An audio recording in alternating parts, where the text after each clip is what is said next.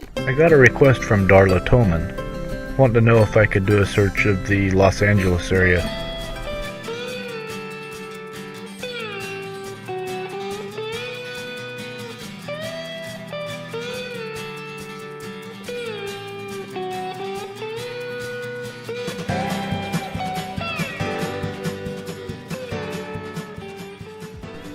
Today we're going to San Bernardino County, California, to look for Don Tapias's lost gold. The Los Angeles area has no shortage of treasure tales. One of the earliest accounts I could find was at Rancho Cucamonga in San Bernardino County. In an article from the Los Angeles Herald, Volume 5, Number 137, 5th of March, 1876, Page 3, the story reads as follows. The Buried Treasure. A legend of early days of Los Angeles. $50,000 of old Don Tapia's money, which lies concealed in the Rio Seco. Interesting reminiscence of 30 years ago. Among the legends that have come down to us from the early days of Los Angeles, when she was a Mexican pueblo, there is one that dates back 30 years or more and recounts the circumstances of a buried treasure in the Rio Seco. We heard it the other day in conversations with Don Mateo Keller. Tapia was a Spanish don who had arisen to considerable affluence in those times, and besides being the proprietor of the Cucamonga Ranch, conducted a small store somewhere above the Catholic Church in what is now called Sonora. As to the exact location of this store, or its character, tradition saith not, but it is sufficient that it stood in the center of the pueblo, and we may reasonably conjecture that Don Tapia sold saddles, flour, and a judiant to the natives besides supplying them with the other necessities of life. So great was the Don's traffic that it is said he kept an express line of ox carts plying between the town and his Cucamonga ranch, and when expedition was required, the trip of 60 miles was made inside of a week. In all matters that went to make men rich in those days, Don Tapia had abundance. Herds of cattle and horses, bands of sheep, many square leagues of land and money. The golden ounces, as they accumulated in the hands of the old Don, were all carefully husbanded against a rainy day. Not that there were money banks in those days, with ponderous vaults and defaulting cashiers, oh no. But Don Tapia deposited his golden coins in the bank of Mother Earth, where he knew that his sight drafts would always be honored. It was his custom when he wished to secure his money this way to take his son Ramon with him to hide it under the ground in some secluded spot. Thus it happened that when Castro was scouring the state with his marauding band and threatening to attack upon Los Angeles, Don Tapia was overcome with solace concerning his wealth and money and goods, and taking his son with him one dark night, he went up the banks of the Rio Seco, and there the two dug a hole in the sand, and with it they concealed the treasure. There were 2 wooden boxes. It may be the width of a span and twice as long and deep. They were iron bound and filled with Spanish doubloons, each piece weighing an ounce and valued at $16. Our legend says that the Don had $50,000 in 2 iron-bound boxes, which he placed in the sand and covered carefully over. And Don Tapia marked the spot so that he might come back in time of safety and reclaim his deposit. Nearby, he planted a little cross in such a way that it would conceal from a stranger's view, but easily recognizable by himself or his son.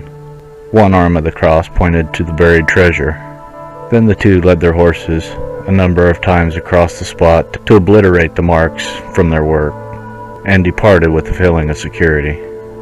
Hid from the grasp of Castro and his band, Don Tapia next busied himself in securing the goods of his store.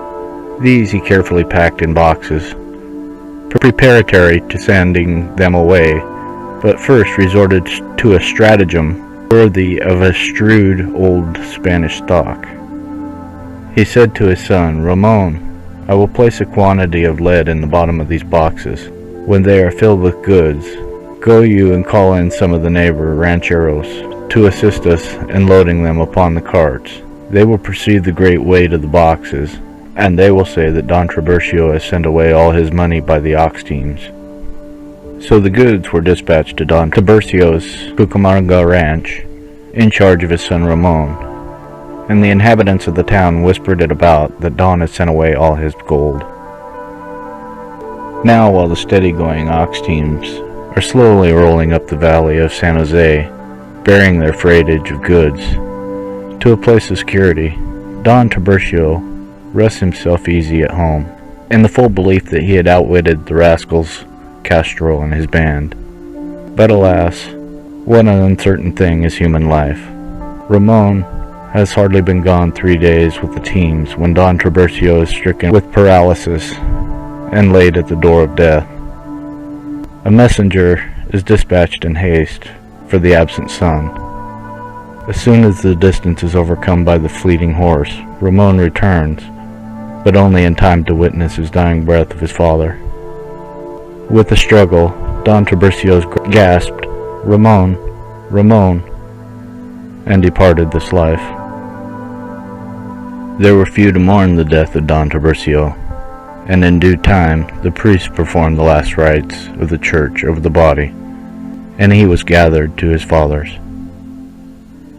But now, when comparative safety is again assured to the town, Ramon repairs to the bank of the Rio Seco to unearth his father's gold. The cross is there with its arm pointing to the hidden treasure, but when the sand is turned up, there are no iron-bound boxes. The gold has been taken away. When Ramon dug up the cross, he found beneath it 3 ounces, which he had dropped unnoticed into the hole on the eventful night. But this was all he recovered. Then the truth flashed upon his son.